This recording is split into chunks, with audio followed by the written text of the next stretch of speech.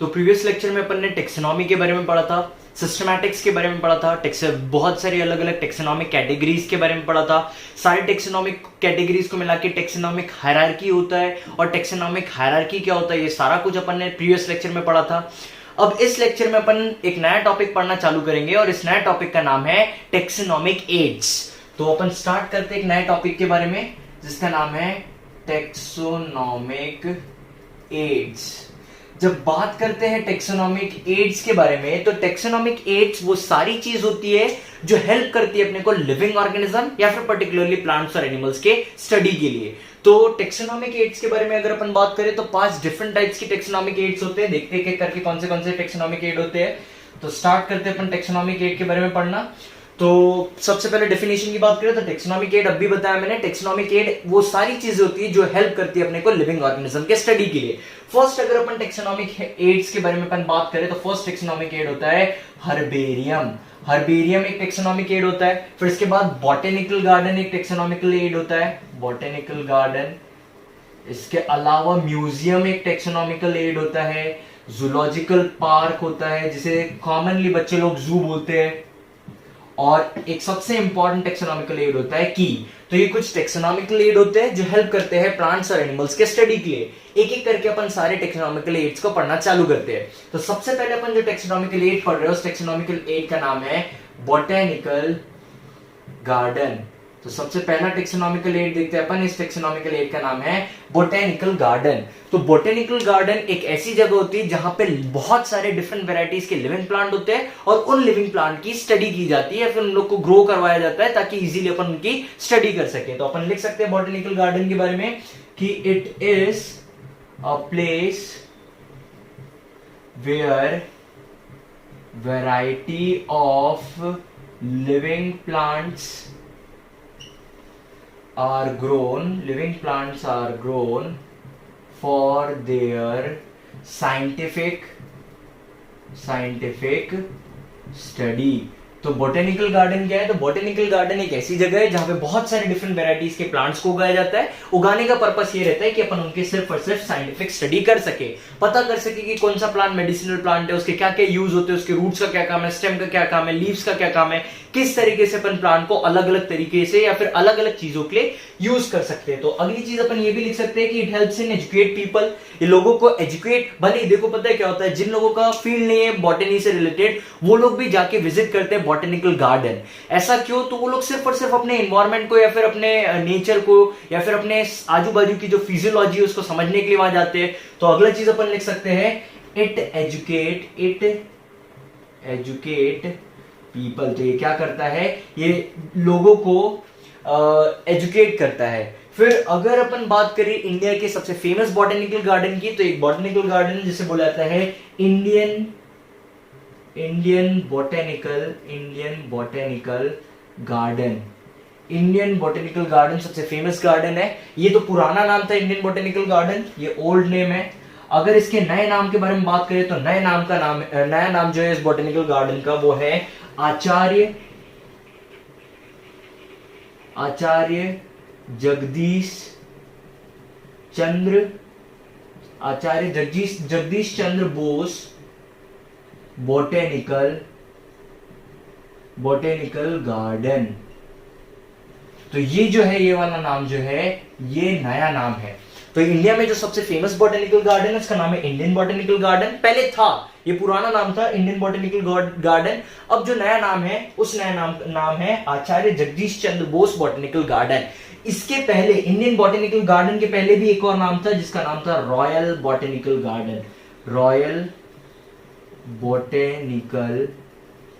Garden. ये जो है ये सबसे पहले और सबसे पुराना नाम था इस गार्डन का। अगर इस बॉटेनिकल गार्डन के बारे में बात करें कि ये बॉटेनिकल गार्डन है कहां, तो ये बॉटेनिकल गार्डन प्रेजेंट है होरा में, जो कोलकाता में सिचुएटेड है। तो अपन लिख सकते हैं होरा, और ये जो है होरा ये कोलकाता में प्रेजेंट है। अब बात आती है कि ये जो आचार्य जगदीश चंद्र बोस बॉटेनिकल गार्डन है, इस बॉटेनिकल गार्डन की क्या क्या स्पेशलिटीज है या फिर क्या क्या इसमें स्पेशल चीज है। तो अगर अपन बात करें आचार्य जगदीश चंद्र बोस बॉटेनिकल गार्डन की, तो यहाँ पे देखते हैं अपन इसकी स्पेशल चीज के बारे में या स्पेशल प्लांट्स के बारे में। तो ये जो बॉटेनिकल गार्डन है इसमें एक सबसे इंपॉर्टेंट चीज, यहां पे एक बनियान ट्री पाया गया है, और ये बनियान ट्री जो है ये लगभग 250 साल पुराना बनियान ट्री है। तो अपन लिख सकते हैं यहां पे कि एक बनियान ट्री है इस बॉटेनिकल गार्डन में, और ये जो बनियान ट्री है सबसे पहला पॉइंट अपन लिख सकते हैं कि ये 250 इयर्स ओल्ड, 250 इयर्स ओल्ड है, मतलब इसकी लगभग एजेस जो है ये 250 साल हो चुकी है। अब अगर इसकी एक और इंपॉर्टेंट प्रॉपर्टी के बारे में अगर अपन बात करें तो ये जो बनियान ट्री है, इस बनियान ट्री में लगभग 2800 प्रॉप रूट्स है, प्रॉप रूट्स है। और ये जो प्रॉप रूट्स है, ये पूरे प्रॉप रूट्स उस बॉटेनिकल गार्डन में, मतलब उसके आजू बाजू के एरिया में फैले हुए हैं, जो अलग ही एक तरीके के फॉरेस्ट का फॉर्मेशन करते हैं। तो अपन ने क्या देखा है, अपन ने सबसे पहला टेक्सोनॉमिकल एड के बारे में देखा है। इस टेक्सोनॉमिकल एड का नाम है बॉटेनिकल गार्डन। कोई भी पूछता है बॉटेनिकल गार्डन क्या है, तो अपन बता सकते हैं कि बॉटेनिकल गार्डन एक ऐसी प्लेस है, एक ऐसी जगह है जहां पे प्लांट्स की बहुत सारी डिफरेंट वेराइटीज प्रेजेंट रहती है। इंपॉर्टेंट चीज, प्लांट्स को ग्रो किया जाता है वहां पे, ताकि अपन उनकी इंपॉर्टेंटली साइंटिफिक स्टडी कर सके, पहली चीज। दूसरी चीज, ये लोगों को एजुकेट करने के लिए होता है। तीसरी इंपॉर्टेंट चीज, जो अपना इंडिया का जो सबसे फेमस बॉटेनिकल गार्डन है, ये बॉटेनिकल गार्डन है इंडियन बॉटेनिकल गार्डन, इसका पुराना नाम था। फिर इसके बाद जो नया नाम है वो है आचार्य जगदीश चंद्र बोस बॉटेनिकल गार्डन, ये अभी का नाम है जो अभी भी है। और इसके पहले भी, इस इंडियन बॉटेनिकल गार्डन के पहले भी एक और नाम था, रॉयल बॉटेनिकल गार्डन करके। ये जो आचार्य जगदीश चंद्र बोस बॉटेनिकल गार्डन है, ये लोकेटेड है होवरा में, जो कोलकाता में प्रेजेंट है, या कोलकाता में सिचुएटेड है। इसके इंपॉर्टेंट फीचर्स के बारे में बात करें तो ये जो आचार्य जगदीश चंद्र बोस बॉटेनिकल गार्डन है, इसमें बनियान ट्री प्रेजेंट है जो लगभग 250 साल जिसकी एज हो चुकी है, और इसके पास 2800 प्रॉप रूट्स प्रेजेंट है। एक और बॉटेनिकल गार्डन के बारे में अपन बात करते हैं तो एक बॉटेनिकल गार्डन है रॉयल बॉटेनिकल गार्डन। ये इंटरनेशनल बॉटेनिकल गार्डन है, जो इंटरनेशनल लेवल पे बॉटेनिकल गार्डन की बात करते हैं वो है रॉयल बॉटेनिकल गार्डन। और ये गार्डन जो है ये लोकेटेड है क्यू में, और ये क्यू है इंग्लैंड, ये इंग्लैंड की एक जगह है जिसका नाम है क्यू। इसके बाद एक और बॉटेनिकल गार्डन है इंडिया में जिसका नाम है नेशनल बॉटेनिकल रिसर्च इंस्टीट्यूट। और ये जो बॉटेनिकल गार्डन है ये सिचुएटेड है लखनऊ में।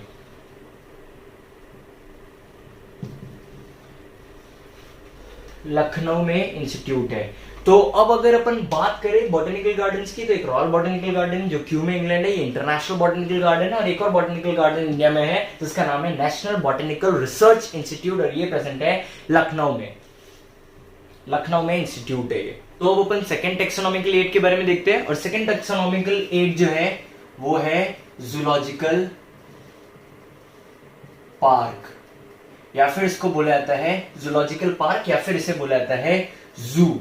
ये बच्चे नॉर्मली इसे जू बोलते हैं और बच्चे यहां जाना पसंद करते हैं। जूलॉजिकल पार्क क्या है तो अपन पर्टिकुलरली बता सकते हैं, ये एक इनक्लोज्ड प्लेस है या फिर एक इनक्लोज्ड एरिया है जहां पे पर्टिकुलरली वाइल्ड एनिमल्स को रखा जाता है। रखने का पर्पस क्या है, तो उनका रखने का मेन पर्पस ये रहता है ताकि उनकी साइंटिफिक स्टडी की जा सके।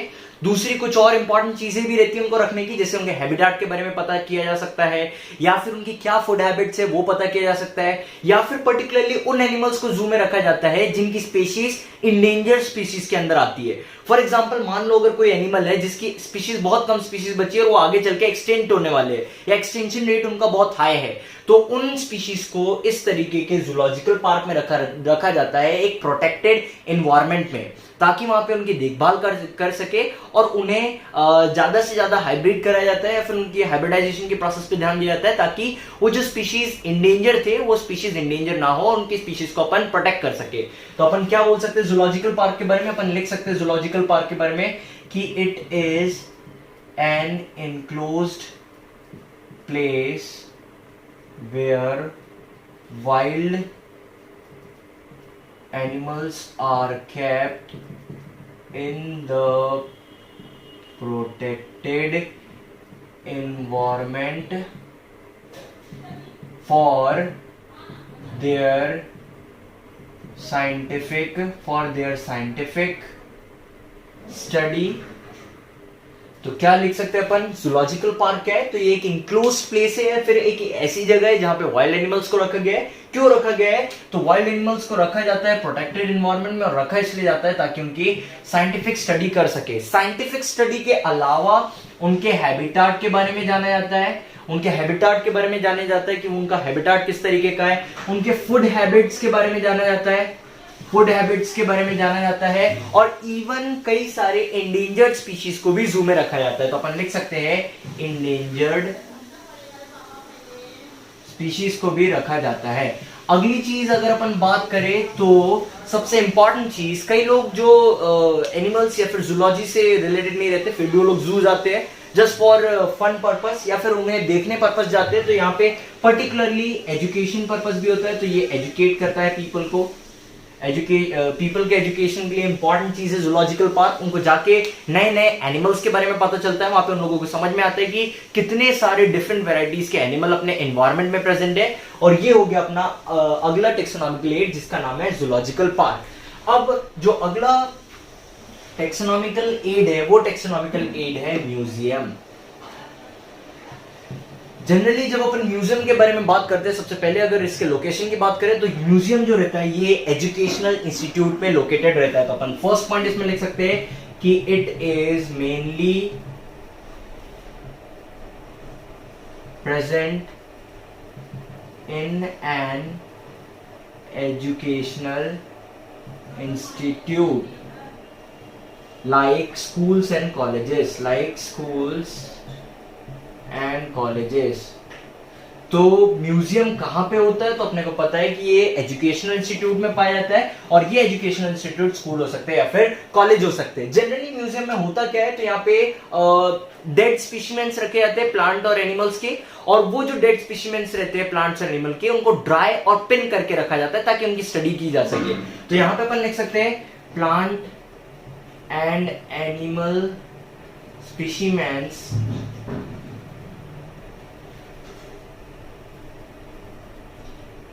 are dried and preserved in preservative solutions। इन लोगों को ड्राई करके रखा जाता है या फिर कुछ कुछ प्लांट और एनिमल स्पीशीज को प्रिजर्व करके रखा जाता है प्रिजर्वेटिव सॉल्यूशंस के लिए, ताकि सॉल्यूशंस में ताकि अपन इजीली उनके स्टडी के बारे में स्टडी कर सके, उनके मॉर्फोलॉजी के बारे में पढ़ सके। ये एक इंपॉर्टेंट फीचर होता है इन लोगों का।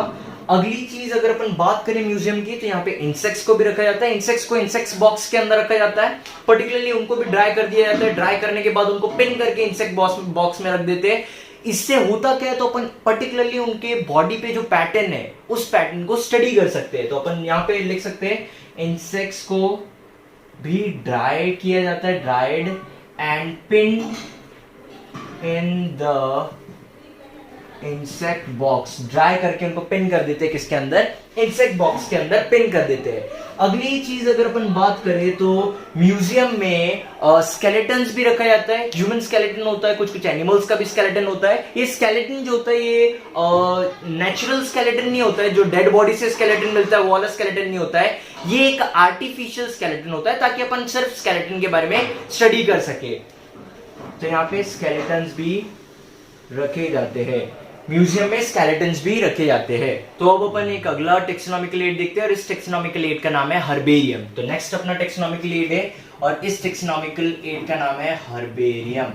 जब हर्बेरियम के बारे में बात की जाता है, तो हर्बेरियम एक ऐसी जगह होती है जहां पे प्लांट स्पीशीज को ड्राई करके, प्रेस करके, माउंट करके रखा जाता है एक शीट के अंदर। तो अपन लिख सकते हैं यहाँ पे कि here plant species are dried, pressed and mounted, dried, pressed and mounted in a sheet। अब बात आती है कि ये शीट क्या है, तो यहाँ पे एक स्टैंडर्ड शीट रहती है। अगर इस स्टैंडर्ड शीट के रेशियो के बारे में अपन बात करें तो यहाँ पे लिख सकते हैं अपन स्टैंडर्ड शीट रेशियो। ये जो स्टैंडर्ड शीट रेशियो होता है ये होता है 29:43 सेंटीमीटर। 29:43 सेंटीमीटर मतलब इतनी बड़ी एक लॉन्ग शीट रहती है। ये किस तरीके की शीट होती है, और इसका जो स्टैंडर्ड रेशियो होता है, ये स्टैंडर्ड रेशियो होता है 29:43 सेंटीमीटर। तो ये हो गया 29 सेंटीमीटर और ये हो गया 43 सेंटीमीटर। तो इस तरीके से एक शीट रहती है, स्टैंडर्ड शीट रेशियो हो गया। इस शीट के अंदर एक प्लांट स्पेसिमेन को लिया जाता है, उसको कंप्लीटली ड्राई किया जाता है। ड्राई करने का पर्पस ये रहता है कि अगर थोड़ा बहुत भी पानी रहा टिश्यू में तो क्या होगा, वहां पे माइक्रो ऑर्गेनिज्म ग्रो करेंगे और उस प्लांट को सड़ा देंगे या खराब कर देंगे। इसलिए कंप्लीटली पहले प्लांट स्पीशीज को ड्राई किया जाता है। ड्राई करने के बाद, जैसे मान लो ये ड्राई करने के बाद एक प्लांट स्पीशीज को यहाँ पे लगा दिया, ये एक प्लांट स्पीशीज को लगा दिया, ये हो गए उसके रूट्स और ये हो गए कंप्लीट प्लांट स्पीशीज। तो होता क्या है, सबसे पहले एक प्लांट स्पीशीज लिया, उसको ड्राई किया, ड्राई करने के बाद कंप्लीटली ड्राई किया, ड्राई करने के बाद उसको प्रेस कर दिया इस शीट के ऊपर। शीट के ऊपर प्रेस करने के बाद जो लोअर राइट एरिया होता है, ये जो लोअर राइट एरिया होता है, ये छोटा सा लोअर राइट एरिया, यहां पे उस प्लांट का डिस्क्रिप्शन होता है। यहां पे उस प्लांट का डिस्क्रिप्शन होता है। देखते हैं प्लांट का डिस्क्रिप्शन में क्या क्या रहता है। तो यहां पे उस प्लांट का लोकल नेम रहता है, उसका साइंटिफिक नेम होता है, कलेक्टर का नाम होता है, जिसने वो प्लांट स्पेसिमेन को कलेक्ट किया है उसका कलेक्टर्स नेम रहता है, यहाँ पे कलेक्टर्स नेम रहता है। अगली चीज, सबसे इंपॉर्टेंट चीज, कलेक्टर ने उसको किस जगह से कलेक्ट किया था, मतलब लोकेशन, उस कलेक्शन जहां से उसको प्लांट स्पीशीज को कलेक्ट किया है उस जगह का नाम भी लिखा रहता है। तो अपन लिख सकते हैं प्लेस ऑफ कलेक्शन, जिस जगह से उस प्लांट स्पेसिमेन को कलेक्ट किया गया था उस जगह का भी नाम लिखा रहता है। इसके अलावा अगर अपन बात करें तो यहाँ पे वो डेट भी दिया रहता है जब उसे इस प्लांट स्पेसिमेन को कलेक्ट करके वो लगाया जाता है, तो डेट दिया रहता है। इवन इसके अलावा फैमिली नेम भी लिखा रहता है उस प्लांट स्पीशीज का, फैमिली नेम। ये बहुत इंपॉर्टेंट टेक्सोनॉमिकल एड होता है हर्बेरियम। यहाँ पे होता क्या है, तो कई प्लांट स्पीशीज की, बहुत सारे इंपॉर्टेंट प्लांट स्पीशीज की जिनका मेडिसिनल यूज होता है, या फिर बहुत सारी प्लांट स्पीशीज, उन सारी प्लांट स्पीशीज का क्या किया जाता है, यहाँ पे साइंटिफिक स्टडी की जाती है, एक एक करके प्लांट स्पीशीज को स्टडी की जाती है। और यहाँ पे ये जो प्लांट स्पीशीज की जो शीट्स रहती है पर्टिकुलरली अरेंज रहती है, पर्टिकुलरली सिस्टमैटिक तरीके से अरेंज रहती है। तो हर्बेरियम के बारे में अपन ने देखा कि यहाँ पे plant species, different plant species को ड्राई करके प्रेस करके एक शीट में माउंट कर दिया जाता है। होता क्या है, तो यहाँ पे प्लांट का डिस्क्रिप्शन दिया जाता है, इवन यहाँ पे प्लांट का हैबिटेट भी बताया जाता है, प्लांट के हैबिटेट्स के बारे में भी लिखा जाता है। तो ये कुछ डिस्क्रिप्शन होता है, उसका लोकल नेम क्या है, साइंटिफिक नेम क्या है, फिर किसने कलेक्ट करके लगाया है, वो कहां से कलेक्ट किया है, किस दिन कलेक्ट किया है, उसका दिन और डेट रहता है, और फिर फैमिली नेम रहता है और हैबिटेट रहता है। तो यहाँ पे अपन ने एक और टेक्सोनॉमिकल एड पढ़ लिया जिसका नाम है हर्बेरियम। तो अगला जो टेक्सोनॉमिकल एड है इसे की बोला जाता है। समझते अपन की के बारे में। तो नेक्स्ट टेक्सोनॉमिकल एड है की। अगर की के बारे में बात करें तो इसमें कुछ सेट रहता है अल्टरनेट स्टेटमेंट्स का, जिसकी स्टडी करके अपन पर्टिकुलर एक ऑर्गेनिज्म के बारे में समझ सकते हैं। तो अपन इसमें लिख सकते हैं कि it is a set of alternate statements which helps in the study of a particular organism। तो होता क्या है, इसमें दो सेट्स में स्टेटमेंट्स प्रेजेंट रहते हैं। वो दोनों सेट्स में जो स्टेटमेंट प्रेजेंट रहते हैं उनकी स्टडी करने के बाद, आगे पर्टिकुलरली स्टडी करने के बाद अपन किसी पर्टिकुलर ऑर्गेनिज्म के बारे में समझ सकते हैं। तो इसमें जो दो स्टेटमेंट्स रहते हैं, दो सेट जो रहता है, टू सेट ऑफ स्टेटमेंट्स जो रहते हैं इसमें, इन स्टेटमेंट्स को कहा जाता है कपलेट। इन स्टेटमेंट को कहा जाता है कपलेट। तो जो स्टेटमेंट्स, दो स्टेटमेंट साथ में रहते हैं इन्हें कपलेट कहा जाता है, और सिंगल स्टेटमेंट को कहा जाता है लीड। सिंगल स्टेटमेंट को कहा जाता है लीड। तो ये दो तरीके के स्टेटमेंट होते हैं। अगर दो स्टेटमेंट साथ में प्रेजेंट है तो इसे कपलेट बोलेंगे, और अगर सिंगल स्टेटमेंट प्रेजेंट है तो इसे लीड बोलेंगे। तो समझते हैं अपन इसके बारे में। फॉर एग्जांपल अपन सबसे पहले कपलेट के बारे में बात करते हैं। तो सबसे पहले कपलेट में जैसे अपन देखते हैं, फर्स्ट कपलेट में लिखा है, अगर मान लो यूनिसेल्युलर, एक क्वेश्चन लिखा है यूनिसेल्युलर, या फिर इसमें दूसरा क्वेश्चन लिखा है मल्टीसेल्युलर, कि इसमें जो ऑर्गेनिज्म अपन पढ़ने वाले हैं वो ऑर्गेनिज्म यूनिसेलुलर है। यहाँ पे अपन जो ऑर्गेनिज्म के पर्टिकुलर ऑर्गेनिज्म के बारे में समझने वाले हैं वो ऑर्गेनिज्म यूनिसेलुलर है या फिर मल्टीसेलुलर है। तो इसमें आगे क्या दिए रहते हैं वो समझते हैं। अगर यूनिसेलुलर है तो इसमें लिखा रहेगा गो टू कपलेट नंबर 2, और अगर मल्टीसेलुलर है तो इसमें लिखा रहेगा गो टू कपलेट नंबर 3। अब होगा क्या पर्टिकुलरली, तो अब देखते हैं अपन कपलेट नंबर 2 को। तो ये हो गया सेकंड कपलेट। यहां पे लिखा था यूनिसेलुलर। अब सेकंड ऑप्शन इसमें ये रहेगा कि न्यूक्लियर मेम्ब्रेन प्रेजेंट, और सेकंड रहेगा न्यूक्लियर मेम्ब्रेन एब्सेंट। तो ये दो ऑप्शन रहेगा। अब अपन सबको पता है कि अगर यूनिसेलुलर ऑर्गेनिज्म है, और इसमें क्या बोल दिया, अगर यूनिसेलुलर ऑर्गेनिज्म है तो कहां जाना है अपने को, सेकंड कपलेट में जाना है। तो ये सेकंड कपलेट यहां डायरेक्टली जंप करेगा सेकंड कपलेट पे। अब यूनिसेलुलर ऑर्गेनिज्म में भी दो ऑप्शन रख दिए इन लोगों ने। क्या रखा है, न्यूक्लियर मेम्ब्रेन प्रेजेंट और न्यूक्लियर मेम्ब्रेन एब्सेंट। तो अपने को पता है कि ऐसा यूनिसेलुलर ऑर्गेनिज्म जिसमें न्यूक्लियर मेम्ब्रेन प्रेजेंट रहती है वो यूनिसेलुलर ऑर्गेनिज्म होता है प्रोटिस्टा। तो मेरे को यहाँ पे पता चल जाएगा कि यहाँ पे मैं किसके बारे में बात कर रहा हूँ, पर्टिकुलरली उन ऑर्गेनिज्म के बारे में बात कर रहा हूँ जो प्रोटिस्टा के कैटेगरी में आते हैं। नेक्स्ट, अगर यूनिसेलुलर ऑर्गेनिज्म है और न्यूक्लियर मेम्ब्रेन एब्सेंट है तो 100% मैं यहाँ पे बैक्टीरिया या फिर मोनेरा के बारे में बात कर रहा हूं। तो ये हो गया मेरा सेकंड कपलेट। अब थर्ड कपलेट को अपन देखते हैं। तो मल्टी सेलुलर में जाना था अपने को थर्ड कपलेट में। अब जब अपन थर्ड कपलेट में जाएंगे तो थर्ड कपलेट में दो चीज रहेगा, एक रहेगा ऑटोट्रोपिक और एक रहेगा हेटेरोट्रोपिक। अब अगर देखा जाए तो स्टार्टिंग से अगर अपन देखें तो बात आई कि यूनिसेलुलर मल्टी सेलुलर। यूनिसेलुलर का सॉल्यूशन अपने को मिला गो टू सेकंड में, मतलब सेकंड कपलेट में मिलेगा अपने को। सेकंड कपलेट में गए तो वहां पे दो ऑप्शन मिले अपने को। अगर यूनिसेलुलर है और न्यूक्लियर मेम्ब्रेन प्रेजेंट है तो वो प्रोटिस्टा होंगे, और यूनिसेलुलर है और न्यूक्लियर मेम्ब्रेन एब्सेंट है तो वो मोनेरा होंगे, वहां पे पर्टिकुलरली बैक्टीरिया होंगे। फिर अगर अपन सेकंड कपलेट के बारे में, सेकंड स्टेटमेंट के बारे में बात करें फर्स्ट कपलेट की, तो यहाँ पे लिखा था मल्टी सेलुलर।